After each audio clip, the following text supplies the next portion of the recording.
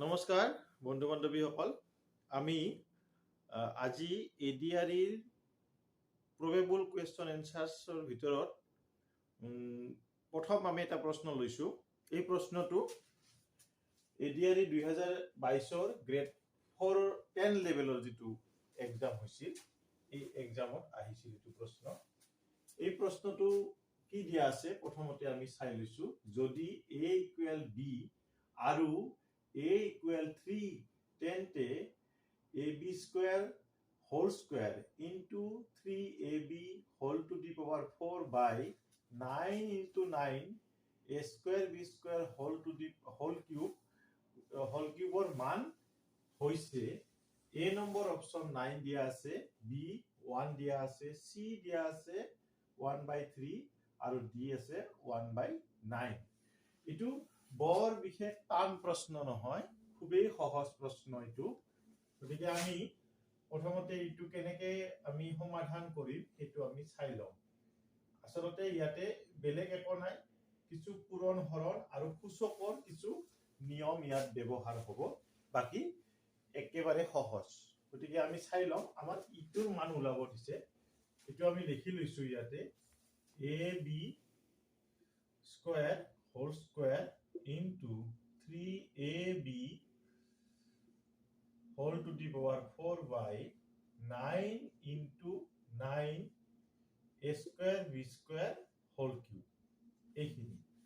ইয়াতে এটা বস্তু দিয়া আছে, এইটো চাই লব a equal b দিয়া আছে। এইটো কেনেকে হয় এতিয়া এটা বস্তু চাব, এই বস্তুটো মনত ৰাখিব সদায় a equal b, এইটো মনত ৰাখিব। আৰু এই হিচাপত যদি আমি এইটো সিম্পলিফাই কৰো কেনে ধৰণৰ হ'ব চাব। এই b স্কয়াৰৰ সলনি আমি কি লিখিব পাৰো, যেহেতু a ইকুৱেল b স্কয়াৰৰ সলনি আমি a লিখিব পাৰো। b ৰ সলনি a লিখিলে a স্কয়াৰ আহি যাব, b square equal a square হ'ব। ইটো আৰু এনেকে হোল স্কয়াৰ দি দিলো। তাৰ পিছত ইয়াতে 3a এই b ৰ সলনি আমি a লিখিব পাৰো, হোল টু দি পাৱাৰ 4 এনেকে আমি লিখিব পাৰো। তলতো আমি 9 into 9 ইয়াতে আমি a স্কয়াৰটো থাকিলে b স্কয়াৰৰ সলনি আমি আৰু কি লিখিব পাৰো, a স্কয়াৰ লিখিব পাৰো আৰু হোল কিউব আছে। এটা এইখিনি সিম্পলিফাই কৰিব লাগে। a into a স্কয়াৰ মানে a কিউব হোল স্কয়াৰ। তাৰ পিছত এটো 3 আছে, a into a স্কয়াৰ হ'ব। তাৰ পিছত হোল টু দি পাৱাৰ 4, এটো আছে 9 into 9 81 হয়, এটো আমি পূৰণ কৰিব পাৰো। তাৰ পিছত ইটো কি হ'ব, এইখিনি a to the power a square a to the power 4 in whole cube এইটো দিয়া আছে। এইখিনি আমি কৰি ললো। তে এইখিনি কৰি লোৱাৰ পিছত ইয়াৰ পিছত আমি ইয়াতে লিখিছো, ইটো হ'ব কি a to the power 6, ইটো হ'ব 3 to the power 4 মানে চাৰিটা তিনি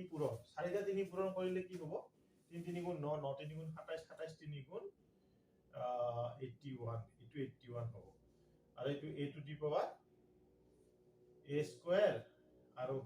হোল টু দি পাৱাৰ 4 আছে, গতিকে এইটো হ'ব এইটো পূৰণ হয় a to the power 8 হ'ব। ঠিক এদৰে ইয়াতো এইটো 81 থাকিল আৰু এইটো a 4 3 গুণ 12। যেতিয়া পাৱাৰৰ ওপৰত পাৱাৰ থাকে পাৱাৰ বিলাক পূৰণ হয়।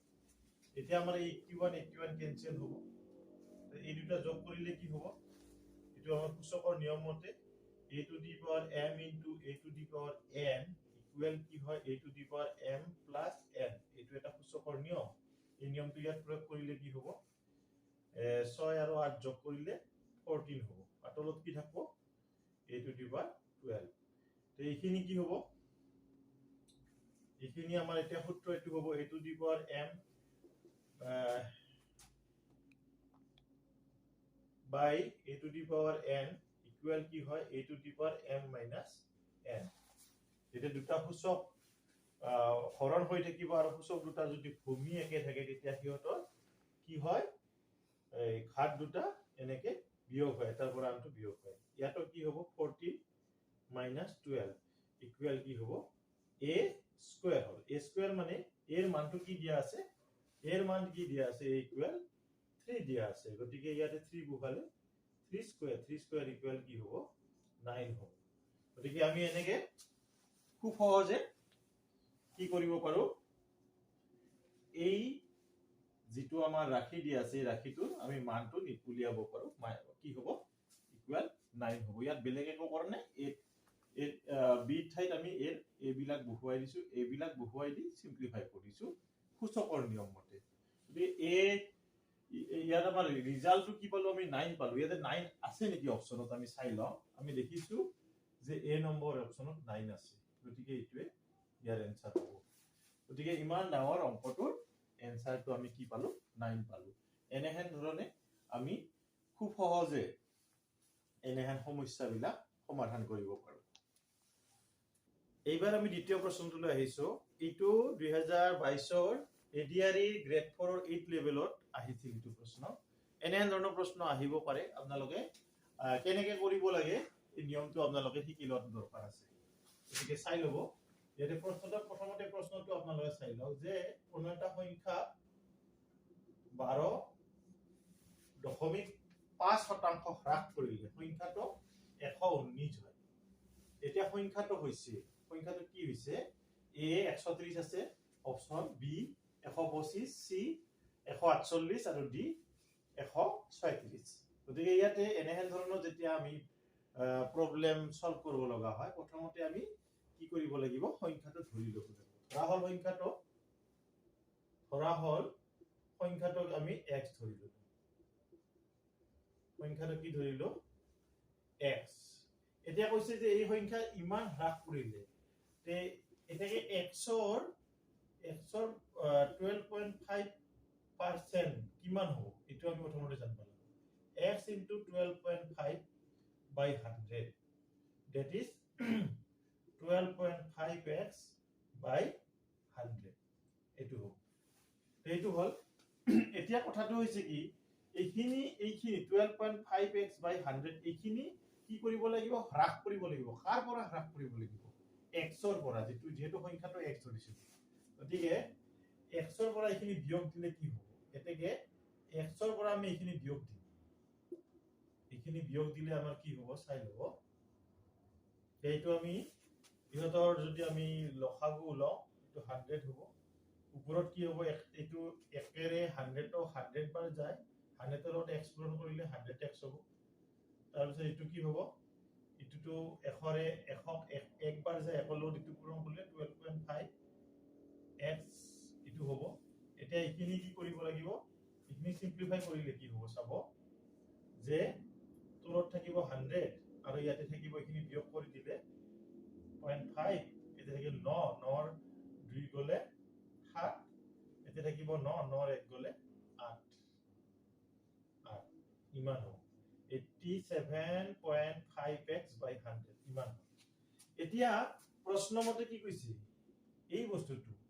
87.5x by 100 ইটো আসলতে কি 119 বুলি কৈছে এতিয়া এইখিনি সিম্পলিফাই কৰিব লাগিব 87.5x ইয়াৰ লগত ইটো ক্ৰস মাল্টিপ্লিকেশন হলে কি হ'ব 11900 ইটো হ'ব এতিয়া x টো লব লাগে এতিয়া এইখিনি ইয়াতে হ'ব ইটো 87.5 তলত হ'ব উপৰত হ'ব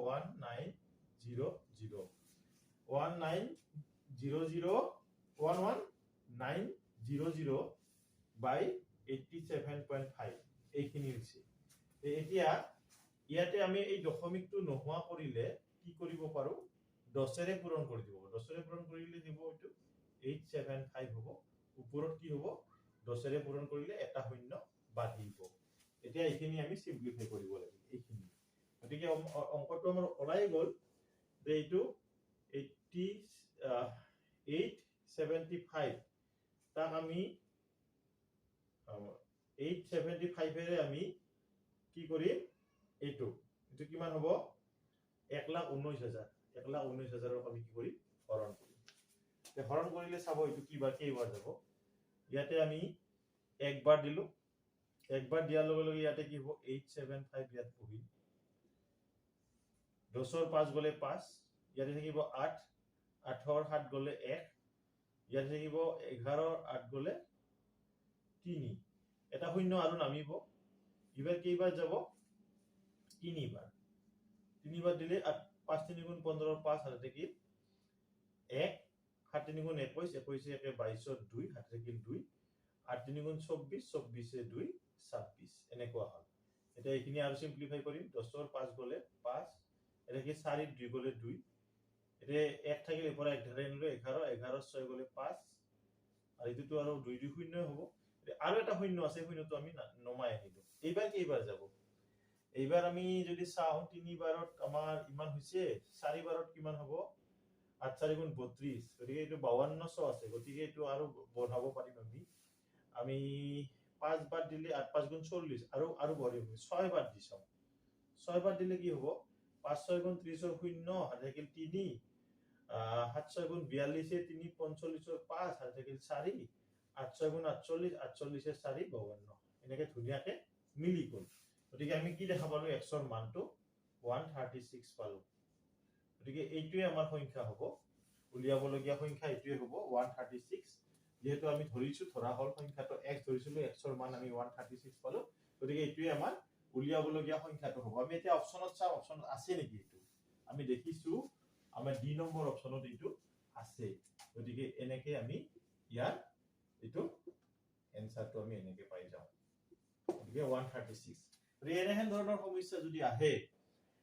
খুব সহজতে এনেহেন ধৰণে আমি কৰিলে ইয়াৰ আমি ৰিজাল্টটো পাই যাও তো বন্ধু বান্ধৱীসকল এতিয়া আমি 3 নম্বৰ প্ৰশ্ন এটা আলোচনা কৰিবলৈ ওলাইছো এই 3 নম্বৰ প্ৰশ্নটো কেনেহেন ধৰণৰ হ'ব আপোনালোকে চাই লব ইয়াতে দিয়া আছে যে কোনো এক আয়তৰ ক্ষেত্ৰফল হৈছে 300 সেন্টিমিটাৰ স্কয়াৰ আৰু ইয়াৰ কৰ্ণৰ দৈৰ্ঘ্য হৈছে 25 সেন্টিমিটাৰ আয়তৰ পৰিসীমা হ'ব অপচন কিটা চাব A 88 centimetre B 70 centimetre C 64 centimetre আৰু D 58 সেন্টিমিটাৰ ইটো এই প্ৰশ্নটো এই এডিআৰই 2022 আহিছিল গ্ৰেড 4 8 লেভেলত ইটো আহিছিল ইটো যে 8 লেভেলত আহিছে অকল 8 লেভেলৰ কাৰণে হয় ইটো এনেকুৱা নহয় বেলেগ এক্সামৰ কাৰণে ইটো আহিব পাৰে হয়তো ইটো 10 লেভেলতো আহি যাব পাৰে একো ডাঙৰ কথা নহয় গতিকে এনেহেন ধৰণৰ নিয়মখিনি আমি জানি লোৱাটো দৰকাৰী আছে গতিকে এনেহেন ধৰণৰ যেতিয়া প্ৰবলেম আমি সলভ কৰিব লগা হয় তেতিয়া আমি কিছুমান সূত্ৰ ইয়াৰ লগত জড়িত থকা সূত্ৰবিলাক আমি জানিব লাগিব লগতে আয়ত সম্বন্ধে আমাৰ এটা ধাৰণা থাকিব লাগিব যে আয়তটো কেনেহেন ধৰণৰ আমি জানো যে আয়ত হলে কি হয় যে দৈৰ্ঘ্য থাকে আৰু প্ৰস্থ থাকে এনেকুৱা যত নেকি দুটা দৈৰ্ঘ্য থাকে দুটা প্ৰস্থ থাকে আয়ত বুলি কয় এইটো আমি এইটো প্ৰশ্নটো বুজি ল'ব লাগিব প্ৰথমতে আমি এইটো হল দৈৰ্ঘ্য এইটো আৰু এইটো হল কি এই দুটা হল কি প্ৰস্থ আমি দৈৰ্ঘ্যটোক L বুলি ধৰিলো প্ৰস্থটোক আমি B বুলি ধৰিলো আৰু ইয়াত এটা বস্তু দিয়া আছে এইটো চাই লব আপোনালোকে কৰ্ণৰ দৈৰ্ঘ্যটো দিয়া আছে ধৰা ইডাল কৰ্ণ এই কৰ্ণৰ দৈৰ্ঘ্যটো আমাক দিয়া আছে কিমান দিয়া আছে 25 সেন্টিমিটাৰ এইটো 25 সেন্টিমিটাৰ দিয়া আছে বাকি দিয়া নাই একো গতিকে এইখিনি আৰু এটা বস্তু দিয়া আছে যে ক্ষেত্ৰফল কালি আয়তৰ কালিৰ সূত্ৰটো আমি জানিব লাগিব যে ক্ষেত্ৰফলৰ সূত্ৰ আয়তৰ ক্ষেত্ৰফল বা কালিৰ সূত্ৰটো কেনেকুৱা L into B এইটো আমি জানিব লাগিব আয়তৰ কালিৰ সূত্ৰ এইটো তাৰ পিছত আমাৰ কি দিয়া আছে কৰ্ণটো দিয়া আছে এতিয়া আমি যদি ইয়াতে চাও এইটো চাও এইটো এটা কি হয় সমকোণী ত্ৰিভুজ হয় গতিকে ইয়াত পাইথাগোৰাছৰ সূত্ৰটো আমি প্ৰয়োগ কৰিব পাৰো পাইথাগোৰাছৰ সূত্ৰটো প্ৰয়োগ কৰিলে আমাৰ কি হয় 25 whole square equal L square plus B square হয় এইটো হয় গতিকে এইটো আমি ইয়াতে প্ৰয়োগ কৰিব পাৰো এইটো বস্তু এতিয়া ইয়াতে আৰু এটা বস্তু দৰকাৰ হৈ আছে সেইটো হৈছে কি আয়তৰ পৰিসীমাৰ সূত্ৰটো হল এইটো 2 into L plus B কি বুজায় পৰিসীমা বুজায় 2 into L plus B কি বুজায় পৰিসীমা বুজায় এতিয়া আমি কেনে ধৰণে আগবাঢ়িম এইটো কৰাৰ ক্ষেত্ৰত প্ৰথমতে আমি ওলাই ল'ব লাগিব কি ওলাই ল'ব লাগিব আয়তৰ ক্ষেত্ৰফল আমাক দিয়াখিনি আমি লিখি ল'ব পাৰো যে আয়তৰ ক্ষেত্ৰফল আমি ছুটিকে কৰিম ইয়াতে ইমান লিখি নাথাকো আমি ইয়াত লিখি দিছোৱে যিহেতু যে আয়তৰ ক্ষেত্ৰফল L into B equal 300 এইটো আমি পালো ইয়াৰ পিছত আমি কি পাও এই বস্তুটো পাও এই বস্তুটো কি হয় L square plus B square equal 25 square মানে এটো আমি একদিন আগত কৈছিলো এনেকুৱা ধৰণৰ যেতিয়া কি প্ৰবলেম সলভ কৰিব লাগে তেতিয়া এই ডাঙৰ কিছুমান সংখ্যাৰ বৰ্গবিলাক আমি জানিব মনত ৰাখিব পাৰিলে ভাল 25 স্কয়াৰ হোল স্কয়াৰ মানে 625 625 এটা এইখিনি বস্তু আছে আমাৰ এইখিনিৰ পৰা আমি এই মানটো উলাব লাগে 2 into L plus B আমি কেনে ধৰণে উলাম এটো অলপ চিন্তা কৰিবলগীয়া কথা যে আমি এটা বস্তু জানো এটা সূত্ৰ আমাৰ আছে এই সূত্ৰটো কেনেকুৱা ধৰণৰ চাব আপোনালোকে L square plus B square A square plus B square equal L plus B whole square minus twice LB এটো এটা সূত্র অভেদ এটা এই অভেদটো কেনেকুৱা আছিল অভেদটো এনেকুৱা আছিল A square plus B square equal A plus B whole square minus twice AB এটো এটা অভেদ আমি পাইছো আগতে এই অভেদটো আমি প্ৰয়োগ কৰি চাও কিবা উলিয়াব পাৰি নেকি আমি চাও ইয়াতে তে ইয়াৰ মানটো কি দিয়া আছে 625 ইয়াতে বহুৱাই দিলু তে L plus B whole square এটো আমি উলাম তে ইটো কিমান দিয়া আছে LB ৰ মান 300 দিয়া আছে গতিকে এইখিনি আমি সিম্পলিফাই কৰিম এতিয়া তে আমি সিম্পলিফাই কৰিলে কি কৰিব পাৰো আমি এই বস্তুটো